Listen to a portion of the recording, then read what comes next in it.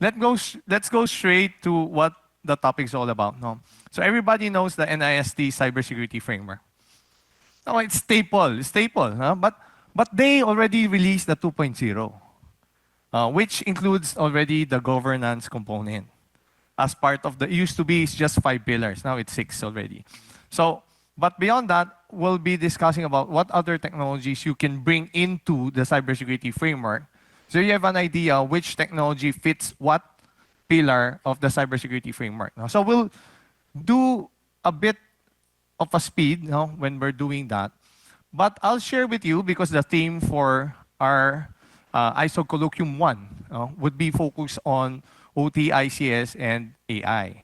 And I'll be sharing with you some standards that we use for OT security and AI, but particularly on the risk management component. Okay? So I'll share with you that. And later on, I'll have a takeaway for you as your pabaon, as they call it. You can bring it back to your office, that last approach that you can use. All right, so let's go ahead.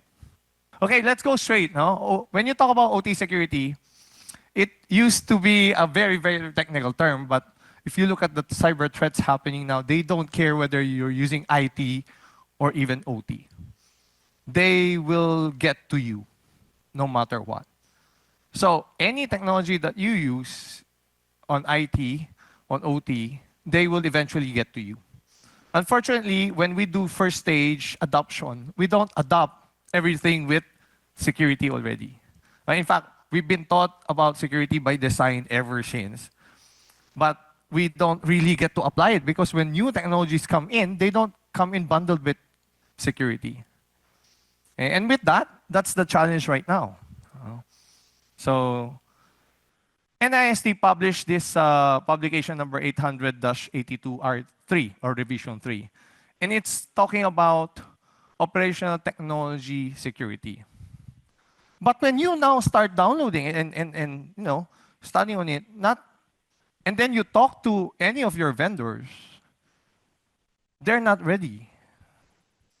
Okay? They tell you what are the things you need to secure, and these are things that you should have.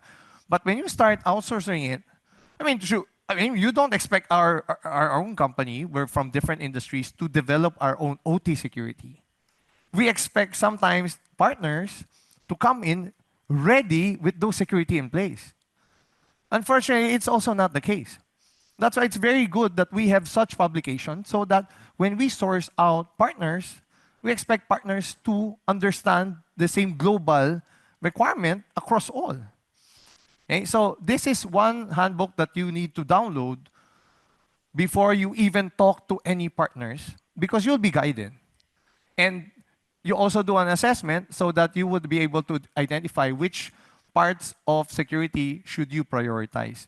Because as Omar said, sino yung magagandang budget here. But we don't have unlimited budget. Because we have limited budget, we have to prioritize which ones should we go first or invest in first. Okay. So here, Omar also shared the National Cybersecurity Plan. And notice here, we also highlighted critical information infrastructure, which is the component that's really very much integrated in OT. Okay. So most OT now, they support critical infrastructure by nature. And because of that, that is one reason why we really have to look into OT security. Okay? You may be from a different industry, but you'll be surprised because your infrastructure ecosystem is related to somebody else. Okay? And of course, as what Omar has mentioned a while ago, if you talk about critical infrastructure, it's not anymore a whole industry. I cannot say the whole power industry is critical. It's now, according to the plan, cybersecurity plan of the revise, it's specific for each company already, that you will be tagged or you will be included as a critical information infrastructure. Okay, so watch out for that, for those companies, especially finance. So most of us are FSIs. So not all FSIs. If you're just a small co-op and you have like 10 members, Well, probably more than 10, around 11. So with 11 members, compared to a universal bank, of course, you'll not be treated the same criticality. So that's according to the plan. And on the side of AI, okay, so nowadays, um, the adversary or the actors, they cannot do manual attacks anymore. Okay, we have to really understand that they are equipped with not just AI, and they're a syndicate. We're talking about like global virtual teams, different countries working together, and they're AI driven, they're automated, because attacks now cannot be done by a person. And the attacks that's coming to us are full attacks that are AI driven, automatedly driven, like zombification. How can you zombify 1,000 units attacking a single target? You cannot do it by one. Even if you train all the street children in Manila, we cannot do that. Okay? So because of that, we are now aware, how do we now face them if they have that capability versus our company that we're even in the discussion and debating if we need to hire a CISO. So you see the challenge, no? And AI is there already. And there are thousands of companies offering different AI. AI in image, AI in text, generative, and then processing, AI in academe, everything that's AI, it's already part of the dining table.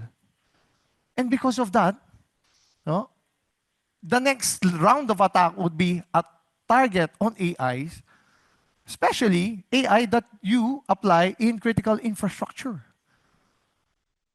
Okay? Even your security systems have AI. They don't attack your firewall because your firewall is strong enough, but they can do an attack on the AI of the firewall. So these are areas that we've never explored before because AI is so new. We're just starting to understand what AI is all about. In fact, if there's AI, artificial intelligence, is there artificial stupidity? There's none. We haven't invented it yet. but generally, it's a joke. But generally, if you look at the reality, these are the different AI cyber threats that faces us. And it will not stop. The more we start using AI, the more we will face them. And again, there's a framework that's available outside now. NIST has this AI risk management framework. It's not specific to cybersecurity, but it's risk management that you can now extend towards your cybersecurity framework. Okay, that's why there's no one solution for everything. You really have to get specific solutions and build your own framework for your use. And this is one of the framework that complements NIST cybersecurity, even your ISO 27001 ISMS. Okay? So, again, on the AI side of ISO, we have the 42000 series, focusing on AI. And it's new. Okay? So I encourage everyone to, if you want to get a copy, you can go to DTI. DTI sells very, very affordable printouts of your ISO standards. They have the standards organization office. I think it's on 3rd, 4th floor. So you can just grab a copy there, around 300, 400 pesos. So it's just a long buendia. I don't work for DTI. I just support them because of the good price. I got my 27,000 copy from them. 27,017 also data privacy, including the 22301. So not bad, di ba?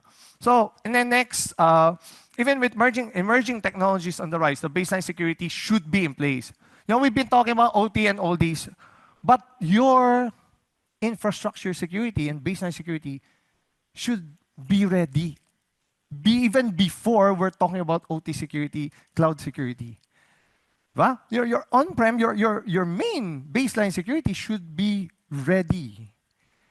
And the best approach, again, is the cybersecurity framework, so which we will go through this one. But we already have the component of governance as an additional function. So just take note of that. But the others are still very much the same. when you do the assessment. So here, we'll quickly go through some of the security baseline that you should have or you're ongoing in looking at these technologies. So we'll start with the identify. Okay.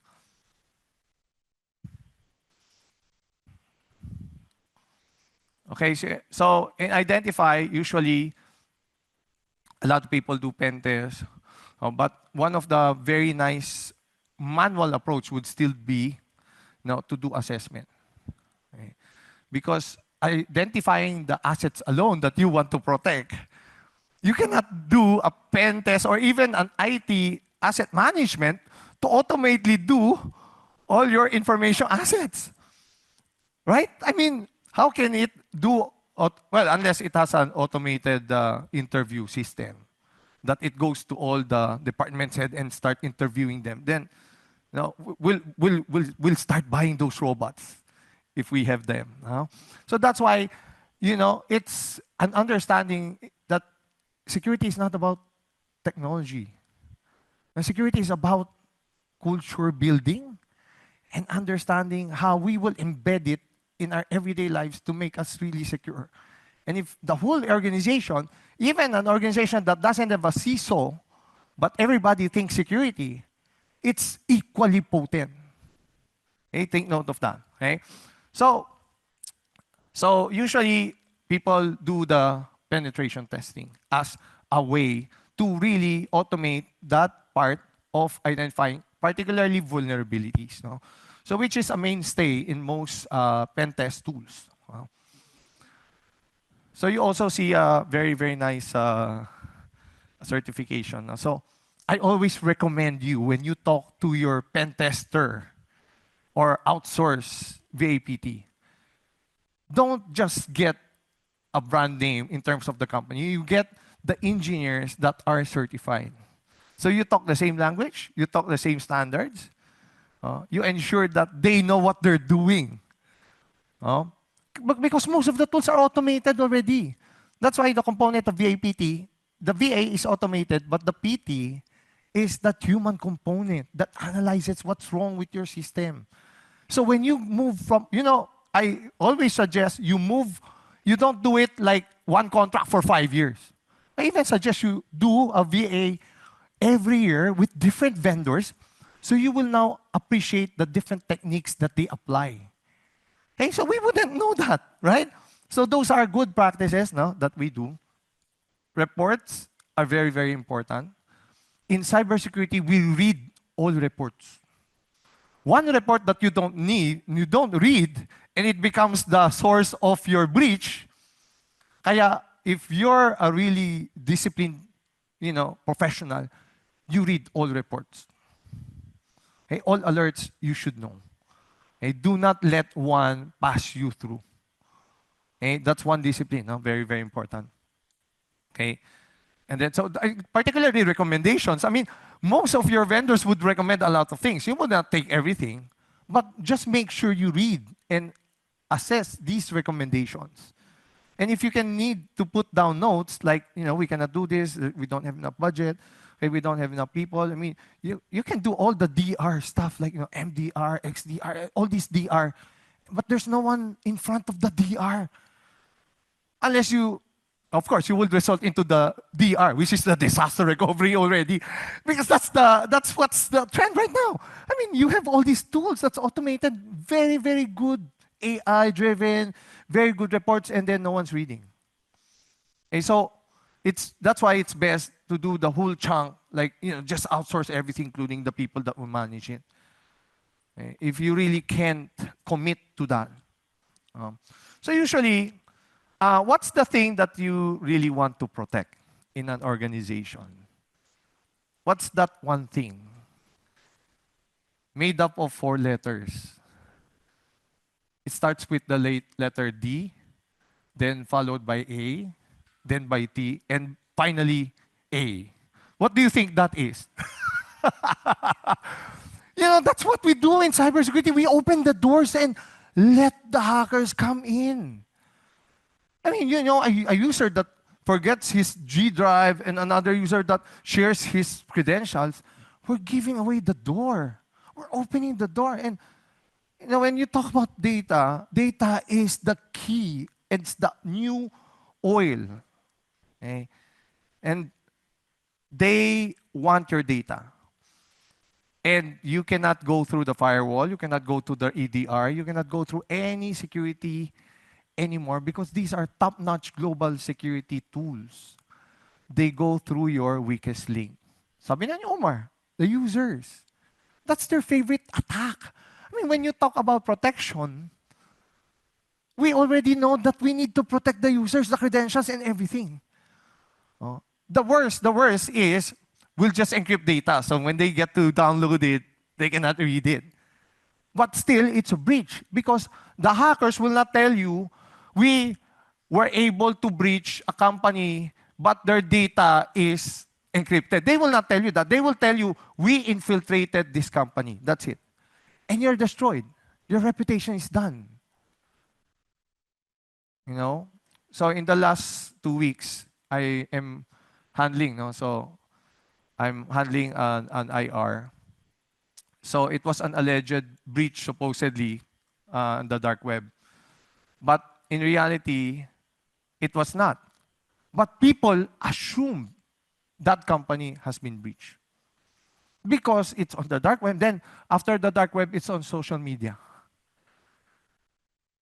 So, you know what happened? Tama yung sabi ni Omar. Oh, who among you have been contacted by NPC? And they will contact you even if it's a breach or a security incident. They will ask you to do an NTE. They give you extra time. No? Not 72 hours, but within the week. Or within... so, it's still... So, if you're not ready for any breach, if you're not ready for breach, you're also not ready for breach reporting. Take note, just to report an incident to a government agency is a function. And if no one in the industry or in your company knows how to do that, everybody will just be, it's your job, it's the IT, it's the risk, it's the compliance. Wait, wala tayo niyan. We only have operations and marketing. You see the reality that's facing us right now. So, you have the phishing, so even the awareness program. Okay? A lot of companies invest in awareness, manual awareness. They're already automated, but again, the best is always a combination. Because some people will just be online and be there, but not really there. No? Except for you guys out there in our Zoom session. No? So, we know you're there, okay? But not all employees are like you. Okay? So, aside from that, you also have on the detect side, okay, on the detect side, we now have everything that's DR, okay, MDR, XDR, NDR, diba sa network, EDR for endpoint. XDR is the everything else. And then if everything fails, you have the DR. So that's your backup. So detection is very important because it's like going into a room that doesn't have lights. And there are tables and chairs you keep on hitting when you take a few steps. That's what if you don't have an SIEM, if you don't have any of those DR, it's like going into a room with all these barriers and all, and then you keep on hitting. And then you don't know somebody starts hitting you. You don't see them. Diba? That's tapos, ano mo ang response? The response is, wow, these hackers are really magicians. We forgot they're human beings. That they work longer hours than us. 8 to 5 tayo, right? 8 to 5, we go home. And then we're expecting the long weekend pa. Diba? 17 is a holiday. But the hackers, no, they work more than 10 hours. And they work on holidays. So how can we match their productivity level? So let's not complain. Let's not complain if they're that good. They're not that good. They just work extra harder than us. So how can you say that the field is even? It's not. So not unless we start understanding, either we start working more smart than them, more faster and accelerated than them, we cannot match them. No? Because our mindset's still employees, no? Not defenders. Unless some of you, I've seen government employees work really hard. People in the ICT, people in BSP, we've seen them really work hard. But not all. So we want everybody to have, again, it's a culture thing. Okay? And then, of course, these endpoints, take note, these endpoints, these DRs, should talk to each other. That's why we have the XDR, for them to talk to each other. And not just XDR, we want an open XDR so that it's not proprietary. And non-branded, I mean, it works with open source and everything else, so we can see the whole picture, what's happening to the enterprise. So again, the capability to integrate all of these is also a key on how we would defend better. Okay. So how many hours? Still one more. Well, okay, one more hour. Okay, so for we have MDMs. We have everything that can manage. So if you don't see, if you don't identify, you cannot manage. But when you start managing, there's one key importance that we should know how to do performance evaluation and monitoring. Do you know that a lot of people start to sign contracts for managed services, and then when they sign it, oh, we're protected already. You know what they forgot to check if they're really doing their job. Because they're assuming we pass already the accountability to them. There's no such thing. Accountability is always yours. But the challenge now is who will guard the guards? Do you really measure their escalation time? Do they report to you, and do you read the report, and do you ask them to present to you? Like every month, and then quarter, there's a separate presentation again. And then before you renew the contract, which is usually 3 months before, not the month before, then you start calling for a meeting. You know, they visit you only the month before you renew, most of them. Sir, how are you? You know, sir, we're renewing your... And then they expect you to be renewed immediately. You know, because, you know, we have the enterprise process, you know, everybody checks on everybody. So you have the BIDSCOM, the awarding committee, then you have the procurement. Then the procurement also has an accreditation process. And they have the annual cybersecurity update assessment questionnaire that, you know, and then they have this very, very long line of, which takes more than 1 month. So you see now, when we reflect back to the reality of putting this framework in place, it's not a straightforward implementation. It's implementation with level of intelligence. Okay, so the last part, from respond, you have recover. So we talk about backup. You know, I've talked to a lot of companies. 100% of my clients have a form of breach that has happened already. It can be just a virus entry or certain incidents, no? But generally, most of them. No? But the thing is, who was not hit? Who would be proud that they were not hit? In fact, a lot of companies were not hit that are very proud because they're still manual up to now. And the thing is, it's not because they're manual. It's because they don't know. You know, when I talk to their security guards, we pray. You know, it's very, very hot today. Yeah, what time is your president coming out of the office? Oh yeah, usually he doesn't come out here. He takes the basement. You know, your guards are not even trained to be, you know, top-notch, being able to identify social engineering the manual way, which has been ongoing for centuries. The more that we now start talking about digital. So the thing is, the last line of defense supposedly is audit. No? But the real last line on the technology implementation, IT security, is actually your backup. And most of the backups now, the modern provider of backups are usually embedded with immutable technology. So meaning when they create your backup, that's something permanent that no one can change. Even if I steal it, I cannot change it. Plus, if it's encrypted, it's just one encryption. So you cannot doubly encryption something immutable. Imagine if you can touch a CD-ROM that's burned, you burned one CD-ROM, right? So you cannot change it anymore, di ba? Unless it's a CD rewrite, di ba? So your backup is like that. Once you burn it, that's it. And it's the safest. No? So a lot of people had that practice before, CD, plus they do data vaulting, right? We do data vaulting. And then no one can touch that because it's offline and it's physical.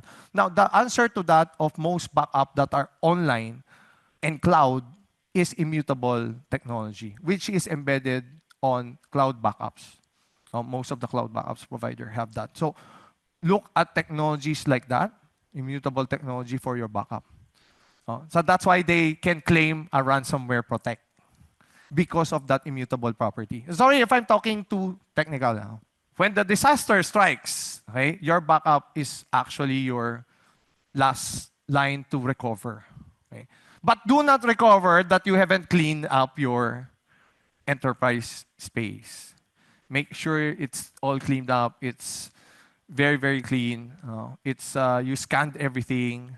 You can get managed services to do IR, to do your recovery, and then your isolation, your cleanup.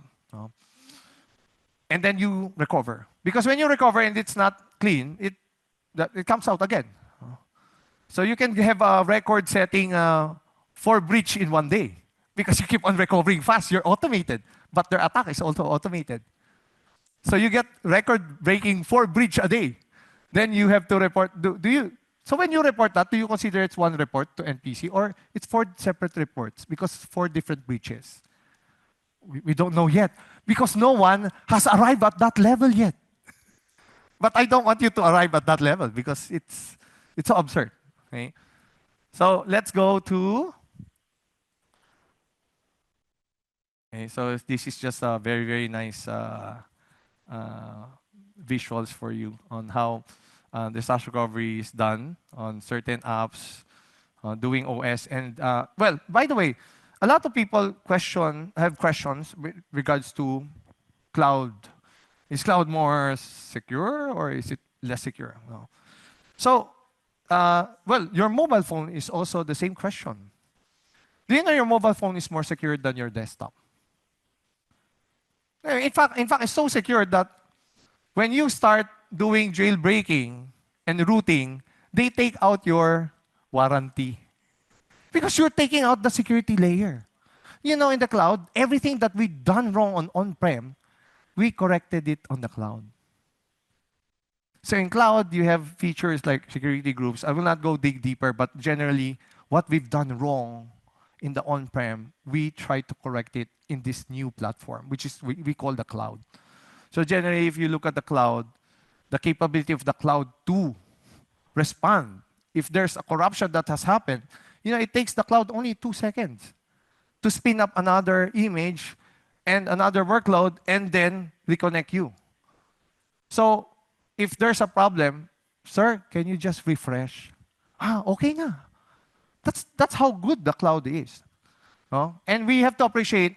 So the best way is, of course, we study the cloud so we can appreciate and defend management that cloud is really better because it is.